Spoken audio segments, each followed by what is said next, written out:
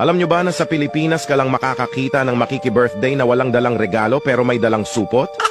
Alam nyo ba na sa Pilipinas ka makakakita ng mga babaeng nagpipills kahit nasa abroad ang mister? Mga katotohanan sa Pilipinas. Sa Pilipinas ka lang makakakita ng taong maamo kapag nangungutang pero galit pag siningil. Alam nyo ba na sa Pilipinas ka makakakita ng walang trabaho pero araw-araw lasing? Sa Pilipinas, ang mga tao ay madalas magpasaring sa social media. Pero kapag pinalagan mo ay auto-block ka na sa kanya. Sa Pilipinas, ang magkakamag-anak at magkakaibigan ay nag-aaway-away at nagtatakwilan dahil sa ipinaglalaban na kandidato.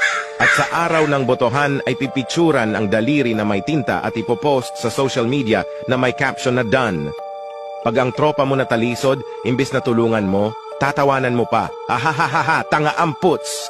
Sa Pilipinas, ginagawang remote office or review center ang mga coffee shops. At only in the Philippines, nagsisiraan pero nagbabonding.